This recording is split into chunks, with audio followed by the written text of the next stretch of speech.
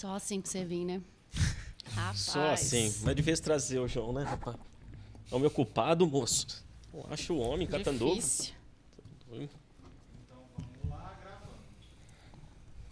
Olá, estamos começando mais um podcast de política sem mimimi. E hoje o programa está sendo gravado.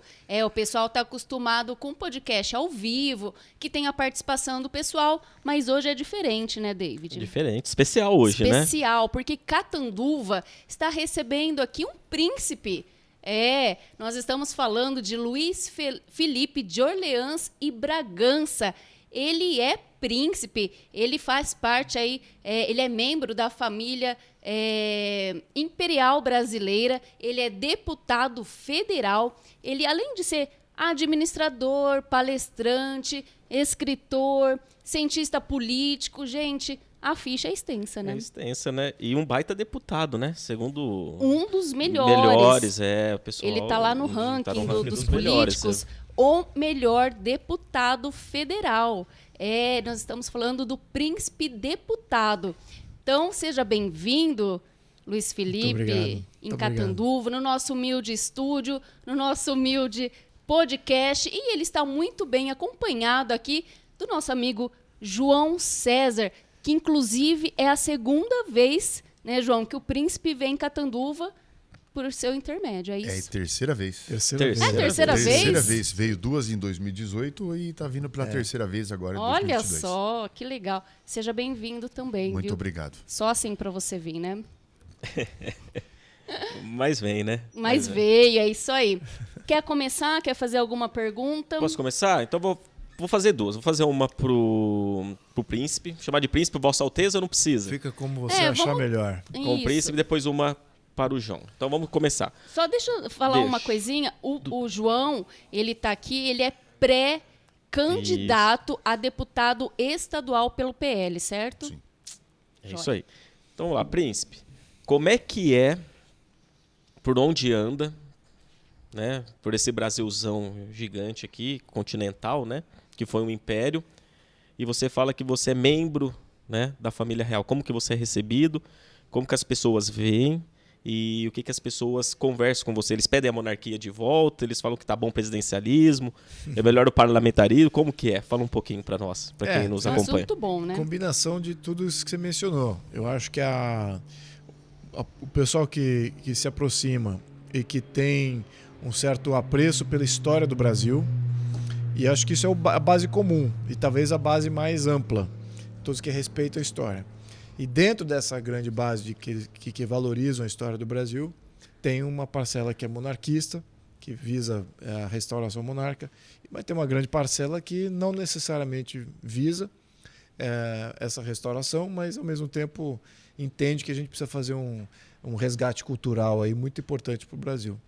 E do meu ponto de vista, isso me dá é uma herança que me dá visibilidade, ao mesmo tempo não me permite fazer e falar tudo que às vezes eu gostaria de falar, né? Às vezes eu me seguro porque eu imagino que quem me segue me conhece muito bem, sabe que eu gosto de enfrentar alguns temas de uma maneira frontal, impopulares, etc.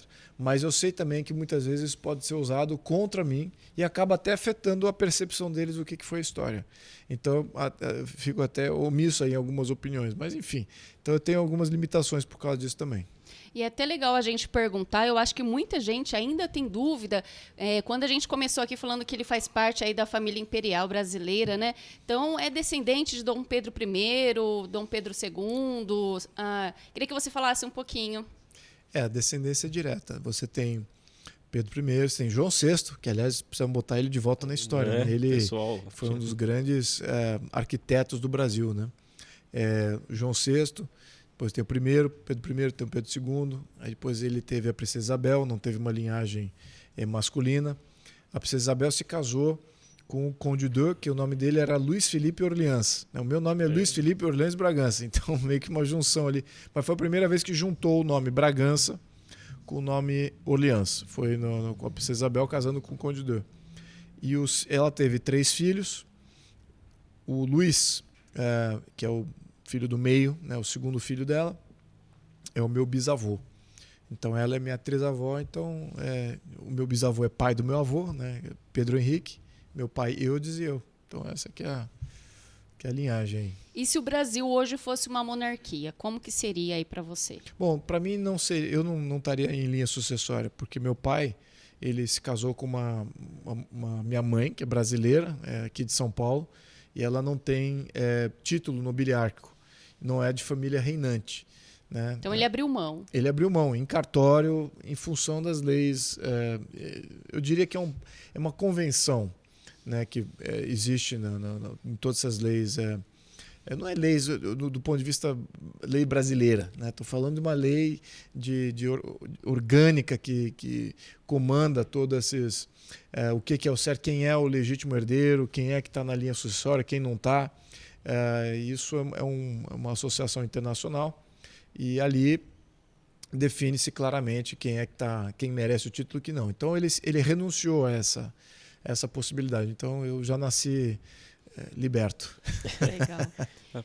Eu queria saber um pouquinho, que você contasse da sua agenda hoje aqui em Catanduva. Lembrando que hoje é sexta-feira, né? Dia 7, é isso? 6? 6 ou 7 de abril? 6, né? Confere. 6. Então hoje é 6 sexta. de maio, 6 de maio. Ah, de abril, aí. Deixa eu corrigir, então. 6 de maio. Lembrando que o programa está sendo gravado sexta-feira, 6 de maio, tá, pessoal? Então eu queria que você falasse um pouquinho da sua agenda. Você disse que já é a terceira vez em Catanduva. Quando você veio das outras vezes, você era deputado? Não era deputado, eu era ativista. Eu tinha lançado o diagnóstico do problema do Brasil. E que era o meu livro do Porquê o Brasil é um País Atrasado. Então ali eu traçava aí um diagnóstico bem amplo de quais são os problemas brasileiros. O resumo da ópera é que temos uma Constituição que gera boa parte dos problemas políticos que temos. Então essa era a conclusão. Aí então ficou 3 pontinhos, né? Então e aí, o que a gente faz? Como é que resolve isso? E de perfil eu não gosto de deixar só a crítica aberta, então me tornei deputado e montamos aí uma proposta constitucional que resolve o problema, ao menos começa a resolver, cria o jogo, né, ou recria o jogo político. E é isso, então a gente está aqui para falar da solução, do começo da solução. Lembrando, é só uma organização diferente e o jogo precisa ser travado aí por vários agentes públicos que vão ser eleitos no futuro, mas a gente precisa mudar o jogo, não adianta querer jogar bem tênis quando a tua quadra é de futebol. Sim. E vice-versa. E é isso que a gente tem. A gente tem a gente espera que o Brasil seja uma república, nós não somos uma república, né? Um modelo controlado por grupos de interesse, isso é uma oligarquia. Nós não somos um país federativo, nada disso, os estados e municípios não têm liberdade praticamente nenhuma, é tudo definido constitucionalmente e por intervenção do Poder Federal, então é muito centralizado. Nós não temos liberdade individual, nós vemos aqui durante a pandemia o quanto nós não temos liberdade de ir e vir. Somos muito limitados. Liberdade de expressão, de propriedade privada. Né? Nós sofremos aí com grupos como eles invadem fazendas e o coletivo ele sufoca o individual. Então, todas essas falácias aí estão na Constituição de 88, mas temos que fazer valer num outro arranjo. Então é isso. E aí também você está trazendo um novo livro. Sim, o novo livro é basicamente essa proposta constitucional explicada. Né? Um dos problemas da Constituição de 88 é que ela é muito vaga, gera muita interpretação. Precisava ter uma nova Constituição. No mínimo, ela precisava ter um texto interpretativo do que o Constituinte quis dizer com aquele artigo. Mesmo assim, até a interpretação é dúbia. Então, o que a gente tenta fazer? Trazer uma linguagem clara, direta, que não se abre muita interpretação, define as competências e tem uma explicação por trás, o porquê que aquele artigo está na Constituição, para que ele serve, quem é que vai usar isso, em que momentos. Então, ele ensina o porquê de uma Constituição e o porquê do artigo. E eu acho que o brasileiro, se ele não conseguir, ou não começar, conseguir eu sei que ele consegue, se ele não começar a se interessar por isso, ele nunca vai conseguir resolver o problema do Brasil. E esse livro, então, é uma continuação do outro? É uma continuação, uma resposta do outro. O outro levanta essa bola do problema Então agora estamos trazendo a solução. Então ele é uma resposta direta. Deixa eu só perguntar, tem algum livro aqui que a gente poderia mostrar, né? Tem. Tem? Isso. Isso. Se tiver, Vamos trazer. Então Até o meio do programa a gente apresenta Legal, aqui. então tá Vamos bom. trazer. E vamos falar com o João. Ô, João, agora definitivo, pré-candidato a deputado estadual. O pessoal de Catanduva perguntando, ninguém sabia, o João vai, não vai, fechou. Pré-candidato a deputado estadual pelo PL. Pelo PL, que legal. Concorrido, viu? Eu concorri. Concorrido. Não, É, o João é um sabe. dos grandes nomes aqui da cidade para deputado. É. Né? Por isso que ficou tudo o empresariado, né, João? Onde o João é empresário, circula bem. Os empresários, João vai ou não vai? Não vai? A gente circula nesse mundo. É. E todo mundo esperando pelo João. Então vai.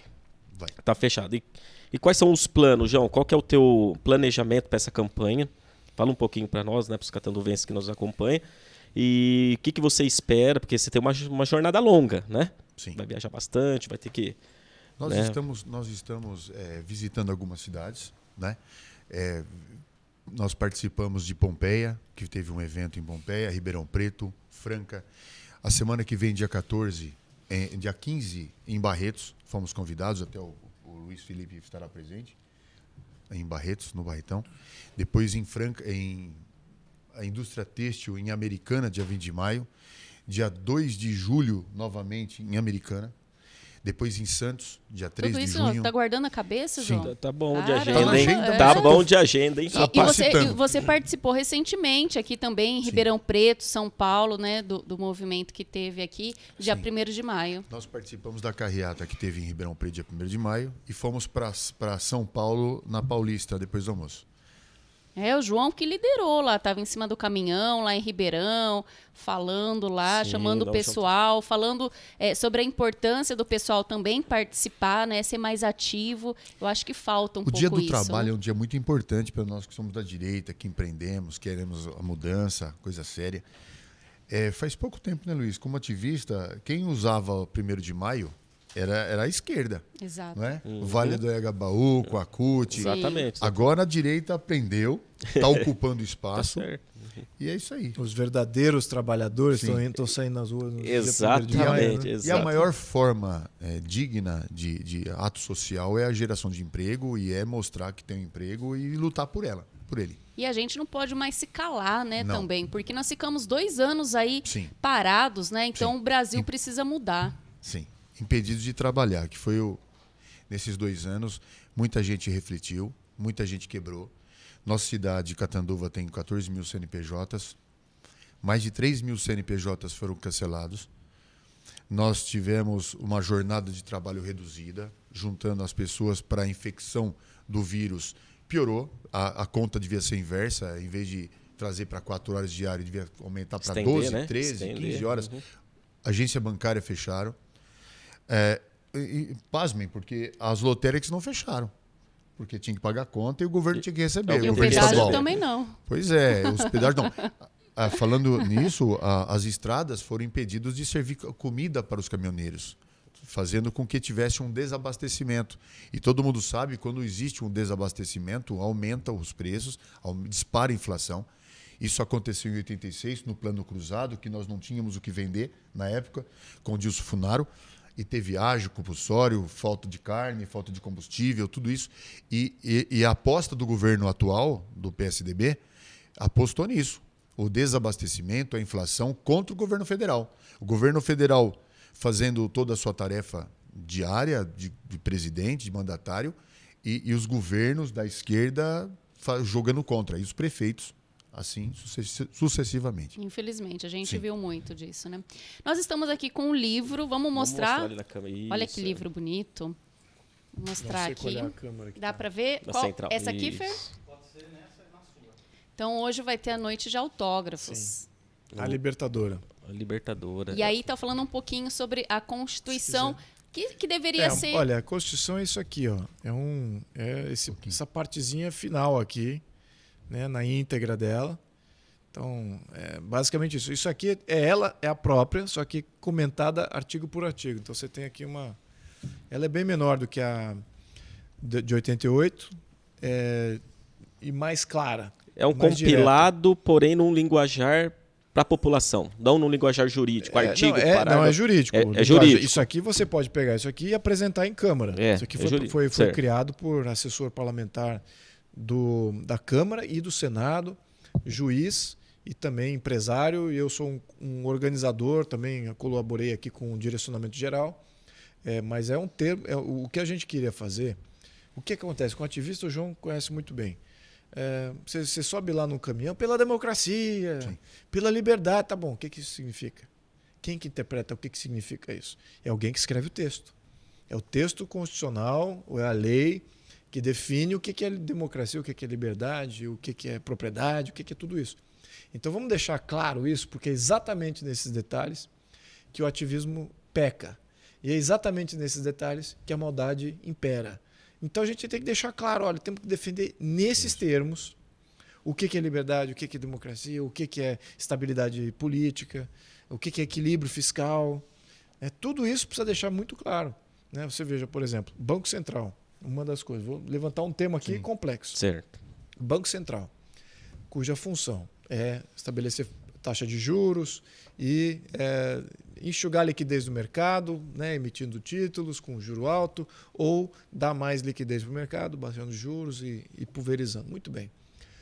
A esquerda quer que o Banco Central haja como uma entidade de criar pleno emprego, de justiça social. Isso aí não é função do Banco Central. Então, temos que limpar da Constituição de 88, além de limpar nem algumas coisas que não são constitucionais, mas temos que limpar as funções e suas competências.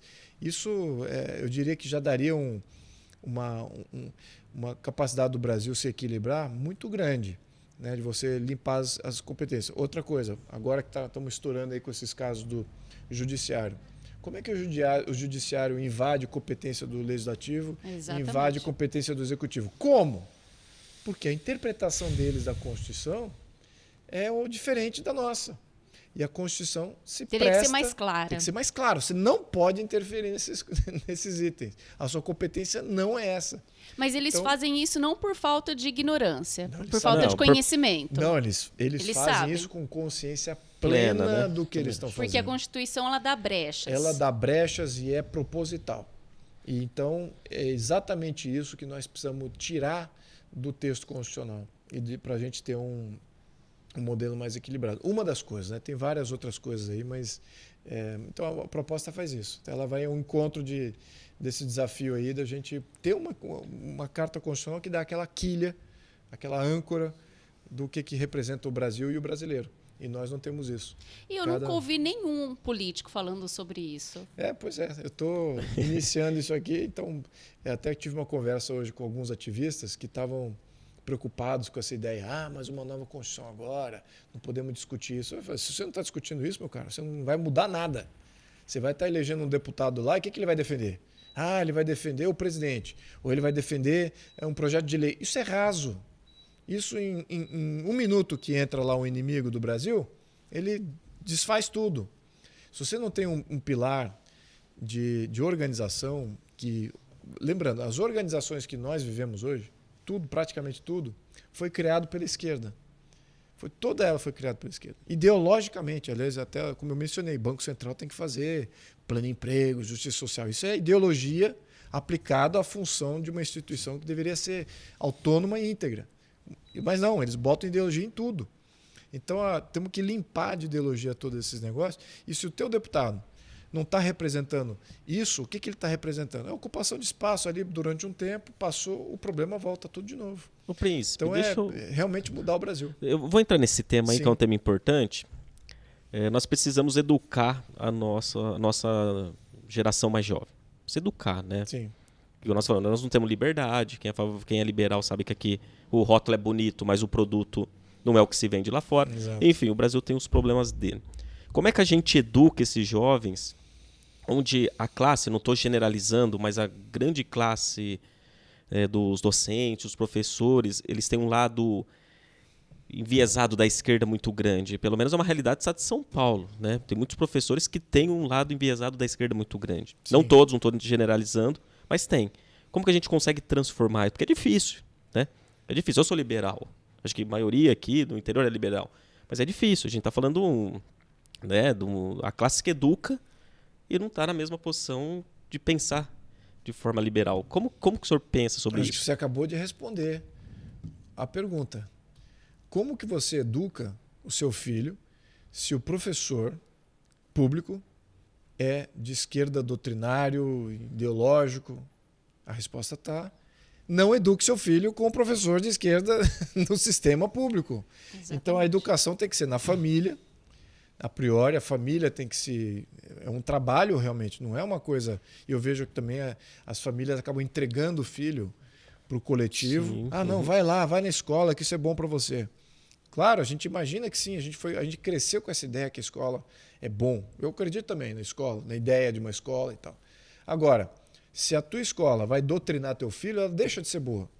O benefício que ele tem lá daquela experiência com as outras crianças, de estar num ambiente de ensino efetivo, com esse modelo que você mesmo pontuou, passa a ser ruim. Então, ou no mínimo você pode manter ele lá, mas a família tem que começar a equilibrar o jogo. E é o que eu pessoalmente, eu e minha mulher, fazemos com o nosso filho. Nós temos um filho de 9 anos de idade. E a nossa educação na escola, em casa, é tão radical contra a doutrinação quanto é radical a doutrinação na escola. E mesmo sendo uma escola privada, não precisa nem ser uma escola pública. O que é o padrão dos Estados Unidos. Os Estados Unidos não tem escola pública, menos não tem universidade pública até alguns estados, e muitas escolas são também públicas, mas tem muita escola privada também. E o problema está nos dois frontes. Então, as famílias têm que assumir protagonismo, né? Então, eu sou favorável ao homeschooling, estou até na frente parlamentar do homeschooling, acho que sou vice-presidente dessa frente. E para todas aquelas famílias que têm uma percepção, ou têm um talento de ensinar, um dom de ensinar, uma vontade, que exerçam em plena liberdade. Hoje, a Constituição criminaliza o pai e a mãe que educam o filho. Então, vê se pode isso. E eles não querem abrir mão disso de jeito nenhum. Eles querem arrebanhar as crianças do Brasil num sistema doutrinário. Então, tá nítido aqui o empenho. Então, a resposta é essa. Não dependa dos professores para a educação do seu filho. Tem outros canais, tem outros caminhos. Não é barato, não é existe custo, pode ser custo financeiro ou custo de tempo. No entanto, é necessário. Eu acho que é um dos custos de você ter filhos hoje, é você também participar da educação dele. Principalmente agora... Você ia falar, João? Então, eu queria fazer uma pincelada nisso daí, porque eu participei em Ribeirão Preto de uma discussão de como conversar com os professores, de como mudar, né, a doutrina e convencê-los, os professores de esquerda, a uma melhor educação. Eu acho que a gente tem que começar a fazer o que a esquerda fez. Foram tiradas algumas matérias de aula, que na minha infância, eu acho que você não chegou lá, mas eu acho que você... Educação moral e cívica. O respeito vai pela repetição. O respeito pela sala de aula. Então, algumas matérias deveriam voltar. Urgente. Ponto. Cumpre-se. Volta. E é de uma forma que tenha que ter essas Hoje nem matérias. o hino eles cantam mais, né? Voltar. E a Lei 5.700 não foi revogada. E teria que cantar todo ano, semana. Vai ter resistência, sim. Mas uma grande parte ia aderir.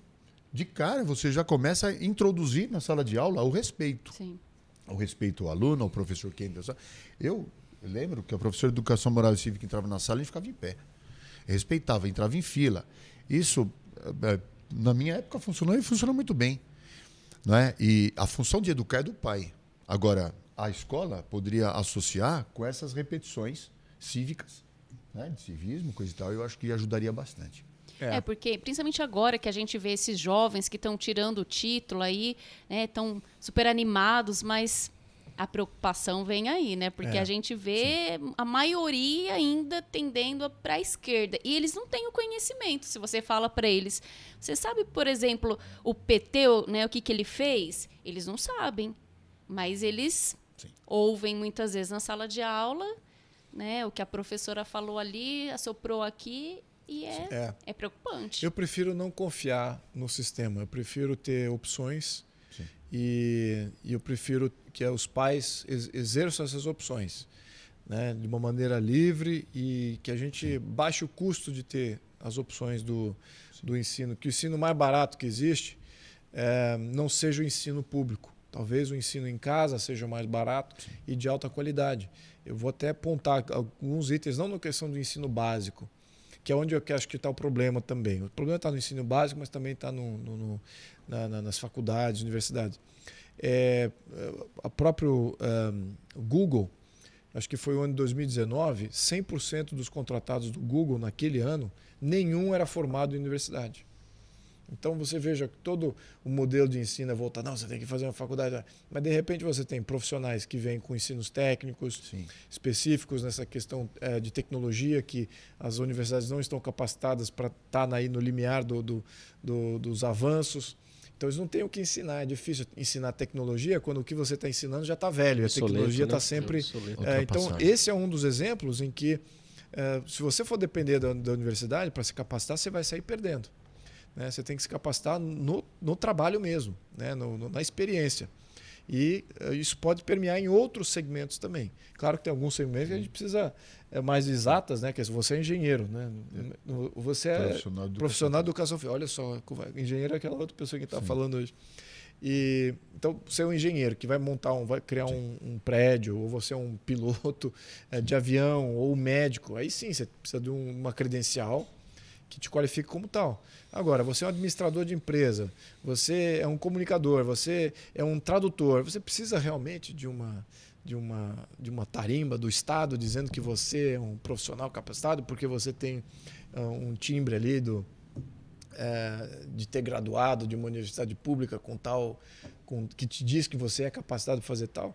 É isso que é o modelo brasileiro. A lei brasileira, infelizmente, trabalhista, ela dá ao Estado o poder de dizer que você não é capacitado para exercer a sua função. Imagine que você hoje é um comunicador, amanhã você quer ser um surfista, ou você quer trabalhar numa empresa. Você aprendeu muitas coisas na sua existência como comunicador, que pode ser transferível para uma empresa. De acordo com a nossa lei, o Estado pode dizer, você não está capacitado a ir trabalhar para aquela empresa. A gente não tem visto muito, mas às vezes acontece. Então, enfim, a gente tem que sair desse molde, tem que dar mais liberdade para a sociedade fazer as suas escolhas e que isso seja valorizado pelo mercado como um todo, que é o que realmente vale. Bom, sabe que eu sou diretor de uma empresa de tecnologia, sou sócio de uma empresa de tecnologia aqui, Presidente e vai da muito ao Capit, encontro, presidente da associação, né, que o João esteve conosco aí, já está assim. Hoje, para a gente contratar, a gente não vê formação difícil, acadêmica, né? Não. A gente solta um projeto, o cara desenvolve o projeto, João, e apresenta. Ali a gente sabe se o cara tem competência ou não. É isso mesmo. Entendeu? E tá assim, no setor de tecnologia, da informação, tá assim. Já estamos lá. Já tá nessa pegada aí. Já. É isso aí. A gente tem bastante assunto, né? Pena que a gente tem pouco tempo. Limitado porque ao tempo. a gente precisava ter pelo menos umas 2, 3 horas para aprender, porque aqui é aula. Aqui a gente tem uma aula mesmo, né? Principalmente sobre Brasil, por que o Brasil não cresce, né? Esse monte de problemas, Constituição, é muito legal a gente falar. A gente sabe que até os políticos não entendem muito sobre a Constituição, né? Então, é complexo. Então, né? assim, a gente precisava ter mais tempo. E eu queria, pelo menos, falar um pouquinho sobre Catanduva. Opa. Né? Porque o Luiz Felipe ele já mandou verbas para a saúde aqui. Eu queria que você falasse um pouquinho. Bom, eu mandei para Catanduva verbas proporcional ao que Catanduva contribui, né, em termos de volume de pessoas e tributos. Então, a gente tem um sistema de alocação de emenda parlamentar que a gente tentou chegar mais próximo do que seria justo e agnóstico, né? Ou seja, proporcional ao que existe. Né? Mas eu já vou qualificar isso. Né? Apesar de eu já ter estado aqui, ter mandado verbas, etc., eu sou contra emendas parlamentares. Eu acho que isso é um artifício errado para um legislador ter. Não é a função do legislador. O legislador é fazer leis, monitorar, revogar leis, fazer leis e fiscalizar o Poder Executivo. Não é ser o Poder Executivo e designar verbas para o local sem a validação do próprio local. Né? Catanduva tinha que dizer que o dinheiro nem deveria sair daqui. Né? Isso que é temos um sistema tributário que gera essa distorção. e um sistema eleitoral que gera esse incentivo para o parlamentar pegar esse dinheiro e falar, não, esse é o dinheiro meu, que eu que trouxe para a região. E fazer política, né? Faz Politicagem. isso aí vai fazer minha próxima eleição, então eu sou contra isso. Você acha que isso abre margem para corrupção, por exemplo? Eu acho que isso é o que sustenta várias candidaturas. Então é um modelo corruptivo do que é você ser um legislador, um deputado federal, e ele é completamente antagônico à missão do deputado federal. Veja que vários deputados federais têm poucas propostas, não querem reformar absolutamente nada, porque o sistema já é bom para eles. Eles ficam anônimos, com muitas emendas parlamentares. As emendas parlamentares são usadas para reeleger ele, sendo que ele não fez nada. Então ele vira um prefeito lá em Brasília, só que ele não tem a responsabilidade de prefeito. Ele vem fazer aqui uma creche, vem fazer um saneamento, mas de repente a prefeitura nem tem como comportar a obra que o deputado está alocando. Então, eu tentei fazer o meu... Mas, enfim, se eu não alocar as emendas parlamentares, que me são... Fica ao prazer de outros alocar. Então, eu tive que fazer isso como... E foi nesse tempo de pandemia? Foi. Sim. Foi nesse tempo de pandemia. Sim. E muitas emendas não chegam, né? Então... Também é isso, exatamente. Ou vai para alguma instituição que e eles tem até, algum acordo... Alguns deputados, eles até usam isso, né? Principalmente na época de campanha. Eu mandei tanta... né? Uma verba assim, assado, e muitos nem chegam. Eu queria aprofundar, já que está nesse papo. Fica à vontade. É importante. É importante falar assim. Quando o Paulo Guedes fala menos Brasília e mais Brasil, é exatamente isso que o Luiz está falando.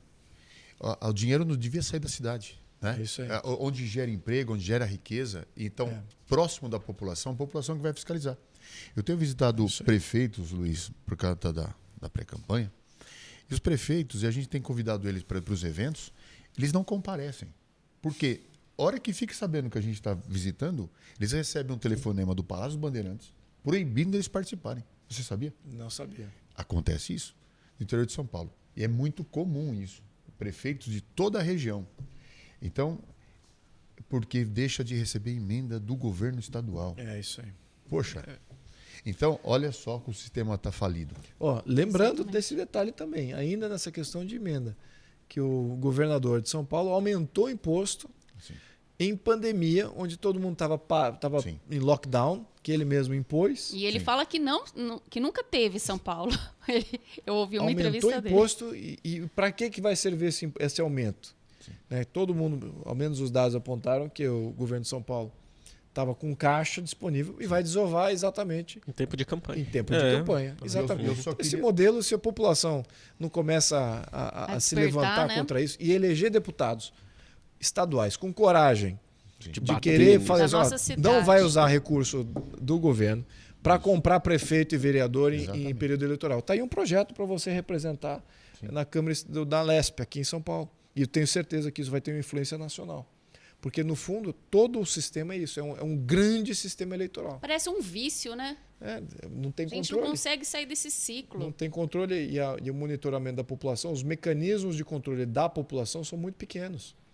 É isso. Por isso que na Constituição a gente tem que fazer esse ajuste e dar liberdade ao cidadão de reclamar e de impedir e de revogar e de baixar imposto. Essa liberdade o cidadão não tem. Exatamente. Você ia complementar, João? Não, eu vi prefeitos em plena pandemia soldando porta de comércio em São Paulo, ao lado do governador. Né? Eu vi professor caminhando na praça, dando aula de personal na praia, sendo preso, né? Mulher sendo presa em Araraquara. Isso é um absurdo. Num país como esse, né, a liberdade, né, de expressão, de qualquer coisa, nesse sentido, fica aquém de tudo que a gente cresceu. Nós crescemos e o pessoal bate muito na época dos militares, né, da década de 70, que eu nasci em 70. E hoje, em 2022, eu acho que nós temos que retomar aquela infância que eu tive, o sonho para os meus sobrinhos. Eu acho que a gente poderia estar ultrapassando outras metas. Mas o mais importante para a gente é o pré-candidato a governo do Estado de São Paulo, Luiz, você dá licença, vou falar um pouquinho do Tarcísio. Sim. O Tarcísio está sendo chancelado pelo presidente Bolsonaro. O presidente Bolsonaro está surpreendendo, né? Nós trabalhamos para ele em 2017, 2018 se elegeu. Vamos trazer ele de novo para Catanduva, João? A fazer uma carreata com ele aqui. Mas o Tarcísio vai ter dificuldade se não tiver ao lado dele deputados fortes. Então, o pessoal que está assistindo a gente, aquele deputado, entre nas redes sociais, veja se ele está com o Bolsonaro. Ah, eu gosto do Tarcísio, mas não gosto do Bolsonaro. Vai eleger um deputado que está ao lado do Tarcísio, mas nunca pelas pautas do Bolsonaro. O Tarcísio vai precisar fazer essa tão sonhada reforma no Estado de São Paulo. São 28 de PSDB no Estado de São Paulo. Na hora que precisar fazer as devidas reformas, que vai precisar fazer, e o Tarcísio precisar de um corpo forte dentro da Lesp para fazer as devidas modificações, não vai ter esse deputado. Por quê? Porque ele vai falar, você está ficando igual Bolsonaro, e vota contra. Então, esse filme a gente já conhece com o Bolsonaro no Congresso, né, Luiz? Exato. Ou nós temos que apoiar gente que tenha a pauta de direita e observar a vida pregressa dessas pessoas. Porque senão fica difícil. Né, Luiz? Isso mesmo. Esse é um problema nacional. Ele vai ser pelo Republicanos, o Tarcísio, né? Sim. Republicanos. Mas o Republicanos, ele tem... Você está pelo... né? Então, o Partido Republicanos é um partido aliado ao presidente Bolsonaro. Né? Tem pré-candidatos a deputados bons do lado do Bolsonaro. Isso não é problema. O problema é que tem partidos, tem pessoas, e estou falando de pessoas, que vai apoiar, né? Vem com a pauta bonitinha, palavras doces, e depois não tem nada de Bolsonaro, não tem nada de direita. Ele tem o bolso deles, como falava um outro político contra o E Dória. vocês estão representando aqui o Bolsonaro. Na verdade, não, nós estamos representando a mudança. Né? E, consequentemente, é Sim. o que o Bolsonaro defende e é o nosso. Sim. Exatamente. É o que está à frente. E é o que une. Sim. Muito bom. Show de bola. Deixa eu perguntar, como que foi a amizade de vocês? Porque o João já trouxe 2 vezes. Terceira agora. Vocês se conhecem faz tempo, pelo jeito. Como que foi essa amizade, essa aproximação? O Silva, de Rio Preto, que é um grande amigo, ele falou assim, olha, eu tenho uma pauta com o Luiz Felipe em Rio Preto. 2 dias. Eu falei, opa, peraí. O Príncipe? Sim, então, por favor, um dia na minha cidade. Aí nós trouxemos ele a primeira vez, né?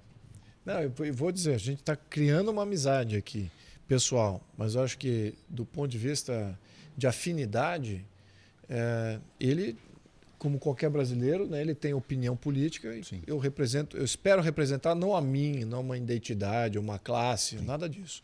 Eu gostaria de representar uma opinião política.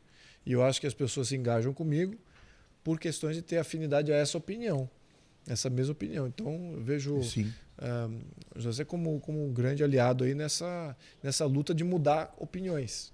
É isso que eu acho que é o principal. O grande problema do Brasil é que, né, claro, é que você elege baseado exatamente isso que eu acabei de mencionar, na sua identidade, na sua classe. Então, por exemplo, é um policial. Mas ele votou errado. Não tem importância. É um policial e a minha classe é policial, então tá tudo bem. Ou uma identidade. Aí ele faz parte de alguma minoria. Não, ele votou tudo errado, mas é uma minoria como eu, então eu vou continuar votando nele. Ou é de algum grupo de interesse. Fazemos parte aqui de uma igreja ou outro grupo de movimentação social e votam tudo errado, não querem mudar nada no Brasil, mas é do meu grupo, então eu vou continuar elegendo eles. Sim. Então, se a gente não começar a eleger pessoas que querem mexer no todo e representar o todo, porque o todo está saindo completamente rasgado dessa dinâmica. E temos que ter gente mais, sobretudo o voto de opinião, que é o que eu gosto de ter, né, de ter uma simbiose por opinião. Eu não gosto que me olhar e falar, porque é o Luiz Felipe e tal. Eu gosto que, eu tenho essa opinião também. Eu quero que você represente essa opinião à risca. E é isso que eu gosto de fazer mesmo. Eu gosto de ser fiel e coerente nas minhas votações. Eu acho que eu tenho cumprido com essa missão. Não sou perfeito, mas eu acho que eu tenho cumprido com essa missão e espero continuar. E é por isso que recebeu aí mais esse título de o melhor deputado federal aí pelo ranking dos políticos, não é? Eu já recebi no passado, já recebi de novo. É passageiro, eu vou e volto. Às vezes eu sou o primeiro, às vezes eu sou o terceiro, mas vai subindo, né? Fica ali no vai e vem. Top 5 aí. E é até legal falar porque ele tem bastante projeto, né? Vários foram aprovados, né? Ele apresentou bastante. É um dos poucos, né? Que tem apresentado aí um trabalho de qualidade. Sim, tem bastante projeto de lei, mais de 300, né? Talvez um pouquinho mais, 350. Não sei se são só projetos de lei, tem indicação para o governo executivo também. Mas eu diria que assim, todos estão bem encaminhados nas comissões, tem uma reforma tributária que, aliás, vem dessa proposta aqui. Então, é isso que eu acho que é importante. Aqui a gente tem uma visão do todo. Aqui tem tudo. Tem absolutamente toda a reforma que você precisa para equilibrar o Brasil. Eu destaco algumas que dá para a gente encaminhar desde já. Então, não é uma coisa utópica de futuro. Você já tem uma aplicabilidade agora. Então, se outros deputados e senadores falam, puxa vida, olha o que está escrito lá, eu vou destacar aqui esse artigo dele ou aquela outra passagem que eu acho que é bom a gente mudar na Constituição ou criar um projeto de lei específico para aquilo, já teria impactos muito positivos já. Desde já. Isso independente se vai ver uma mudança constitucional ou não. A gente já pode esperar uma nova continuidade aí no outro livro? Eu espero que isso aqui seja o começo, meio e fim e de tudo, né? Acho que evolução disso acho que é muito difícil. Acho que qualquer país desenvolvido estaria sem nenhuma modéstia, tá? Estou falando aqui zero de modéstia. Se qualquer país desenvolvido se adotasse essa Constituição, esse modelo, ele estaria muito bem servido. Tá na altura de um país desenvolvido. O que temos aqui de conteúdo técnico. Então, porque com o conhecimento que você tem que colocar, né? Tem que escrever e dividir um pouquinho com as pessoas. E os outros que contribuíram têm mais conhecimento ainda do que eu nessa questão jurídica e específica em algumas outras partes da Constituição. Acho que você poderia começar a distribuir entre os deputados. É verdade, quem sabe, né? Exatamente. João, você queria falar? Fica à vontade. Eu fico lisonjeado de estar do lado do Luiz, porque Nós também. Porque depois de deputado, eu acho que em 2026 vem uma coisa maior. É um sentimento. Como ativista, eu acho que é uma vontade da gente, né, ver o Luiz num patamar mais alto da política brasileira. Bom, eu não vou falar nada sobre isso. Como diz aqui o meu amigo Parra, que está aqui vendo, eu prefiro jogar parado nessa. Sério? Eu acho que você estabelecer ambição política é um contrassenso a quando você tem uma missão de resultado. Né? Se você já atinge resultados sendo deputado, né, você galgar outros espaços mas eu acho não que é você necessário. colabora ainda mais. Pode ser, sim. Eu acho que se nós conseguirmos uma mudança constitucional, como brasileiro eu vou estar mais em paz, eu vou estar mais tranquilo. Aí a segunda missão é ocupar os espaços dentro nesse novo contexto jurídico. Aí, quais são as escolhas ali? Sim. E mesmo dentro desse processo, a minha impressão, que toda vez que eu vou ser isso, eu vou fazer aquilo, você já levanta toda uma armada contra, né? E gente querendo destruir, toda uma série de ataques aí que você acaba nunca logrando. Então, deixa a coisa aí. Ver quais são as opções que aparecem aí no contexto, ver se você seria uma boa opção, dado as opções que foram dadas inicialmente. E assim, eu acho que assim que é o meu modelo. Pelo menos um vice-presidente. O que você acha, João? Depois dessas palavras, né? É verdade, você levanta a poeira e começa com uma bordoada, né?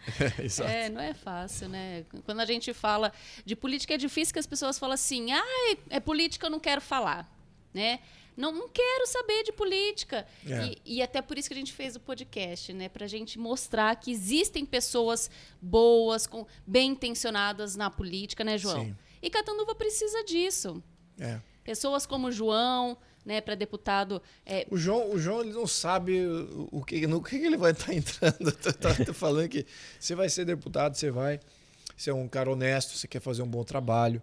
Isso vai sugar de você uma série de oportunidades, Então, você tem que fazer por algo maior, algo pessoal que incomoda. Eu diria que, no meu caso pessoal, a minha indignação é o ponto de eu falar, ou eu desisto de tudo isso que eu acredito, e de ser brasileiro, e de defender Brasil, e a ideia de ser um cidadão brasileiro, ou eu vou enfrentar. Então, não foi uma motivação positiva. Eu imagino que você está na mesma linha. Que, ao menos não é? Acabou acontecendo. A gente não está aqui pelo bem de todos. Não é isso. A gente está aqui porque as coisas estão erradas. Sim, precisa de mudanças. E a gente não está gostando disso. Exatamente. Nós estamos sofrendo muito com isso. E você abre mão da tua vida profissional, que todo mundo sabe, meu trabalho. É 13, 14 horas por dia, sempre foi, né? Você conhece. E depois passar por isso, e você tem que abrir mão mesmo. Você contar moeda para poder sair, visitar as pessoas, Sim. e com dinheiro próprio. E as pessoas te julgando, apontando. Julgando, não, pois não é. é fácil, né? Tá na política, não é fácil. Pois é, mas, Mas não me sinto na política, né? Estou iniciando aí a caminhada. Mas eu acho que é necessário, porque a gente vê, assim, muitas pessoas que estão descrentes da política, porque vê, por exemplo, um Lula. E aí, vai ser pré-candidato, né, à presidência, e aí a gente fica com uma política descrente. Então as pessoas falam, eu não me envolvo com política. E eu acho tão pobre da pessoa que fala isso, porque quando a gente vai conversar sobre política, a gente faz política no nosso dia a dia. A política está presente na nossa vida, no nosso dia a dia, em casa, no trabalho, com os amigos. É política. E aí as pessoas elas falam assim, não, eu não vou falar de política. E aí eu falei assim, poxa, Catanduva precisa disso, precisa mostrar que existem pessoas bem intencionadas, que querem mudar, querem mudança. O Brasil precisa disso, senão a gente nunca vai ser um país um pouco melhor. Então aí a gente traz pessoas iguais a vocês, né, David, que tem esse, no sangue, assim, essa vontade de mudar, essa mudança. Eu acho que é muito necessário. Tem que resolver problema, né? Tem que trazer resolvedor de problema e saber qual é o problema, como enfrentar e qual é a solução. Isso é o que precisamos dar. E eu gostaria de qualificar melhor aí os deputados e senadores nessa missão agora, porque o outro lado, o que construiu o problema, quem é que construiu o problema? Tem 3 poderes fortes que dominam o sistema político brasileiro. Tem a esquerda comunista, socialista, que construiu praticamente tudo que existe na Constituição, as instituições, etc. O que a gente vive hoje é resultado da construção deles, tá? Deixar bem claro. Então esse é um dos grandes viés de ideias que tem lá. Segundo, a corrupção. Então o sistema também se propõe a muita corrupção. Está aberto à corrupção. Tem pouca transparência, tem muito recurso concentrado na mão de gente incompetente que está lá exatamente porque faz divisão dos pães ali com dinheiro público. Então, esse tipo precisamos se livrar desses 2 tipos de viés ideológico e outro é corruptor. E um terceiro é o mais bandido de todos, que é o narcotráfico, que cresce abertamente às vistas com compra de partido, compra de deputado, compra de juiz.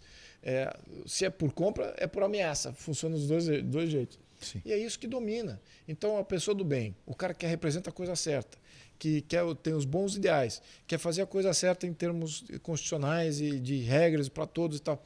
Esse aí é o marginalizado por todo esse sistema. Ele é ostracizado do debate, da mídia, das escolas, da faculdade. Esse é o malvado de todo do negócio. É o cara que quer mexer nesse processo todo. Então, o modelo está só elegendo quem corrobora com o modelo. E temos que mudar isso aí. E como mudar? Não, eu estou apontando aqui. Se a gente não está trabalhando para ter mudanças constitucionais, você não está mudando o Brasil.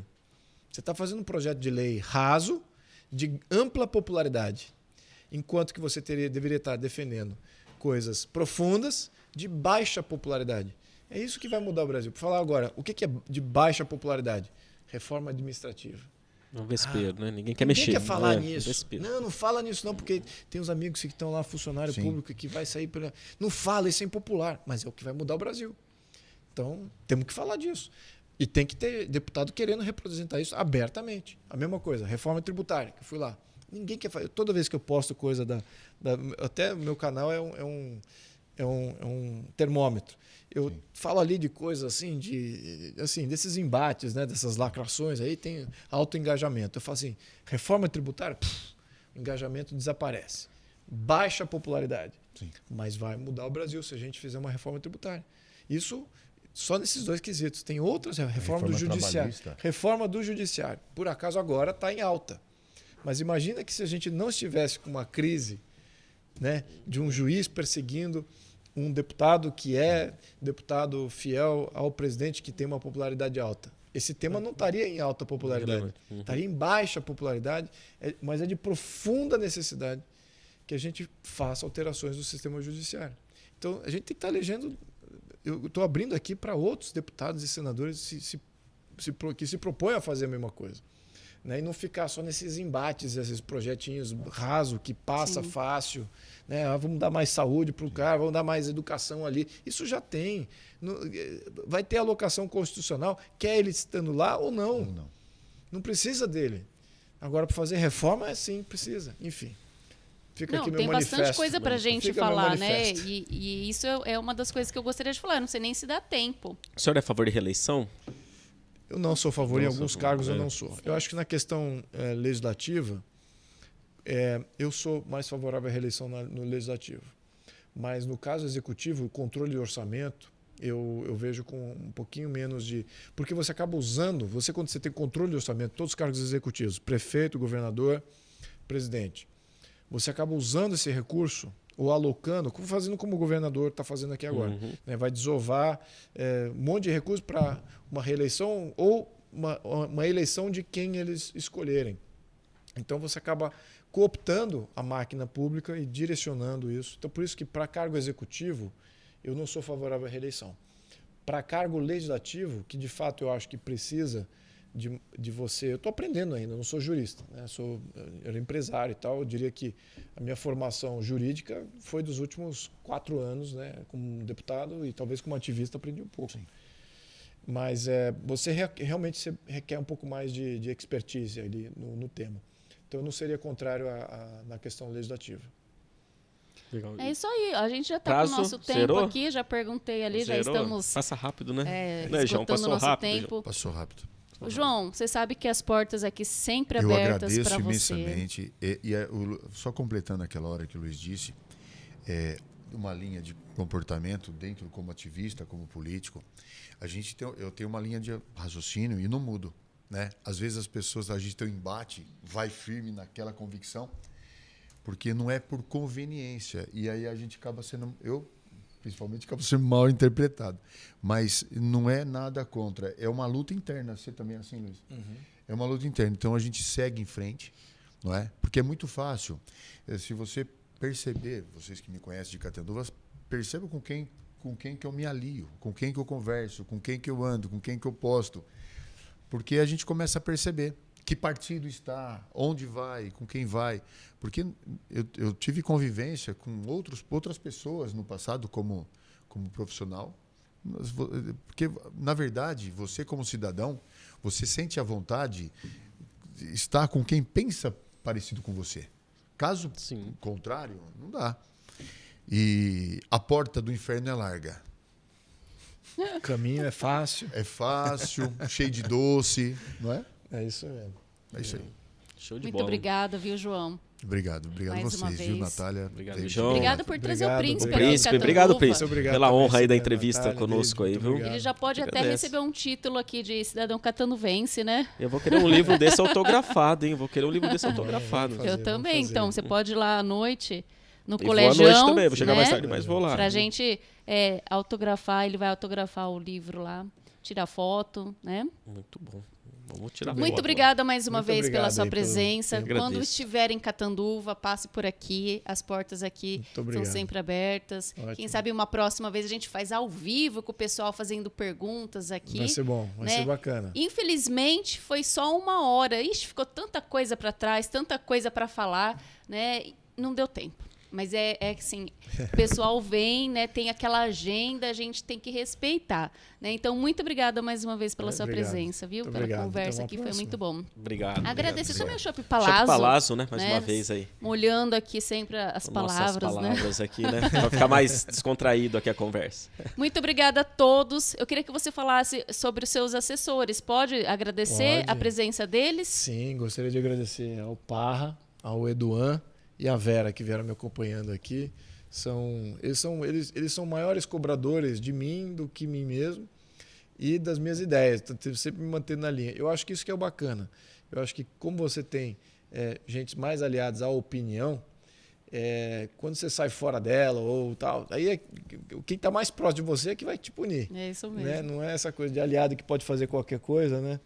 Então eu preciso deles. Eles são ótimos assessores e me mantêm em linha. Mesmo eu já estando fazendo esse monitoramento, mas mesmo assim, às vezes, né? escapamos. Mas obrigado pela A gente que referência. agradece. Agradeço, então, a presença de vocês. Leonardo também está aqui. Obrigada, Leonardo, presença. Obrigado, Davi, o Fernando, mais uma vez. E obrigado a você que está nos assistindo. Tá? Um grande abraço para vocês e até quarta-feira no nosso podcast Sem Mimimi. Um abraço, até mais. Forte abraço. Tchau, tchau. Foi? Aí, ó. Rapaz, tô recebendo pergunta aqui para fazer pergunta.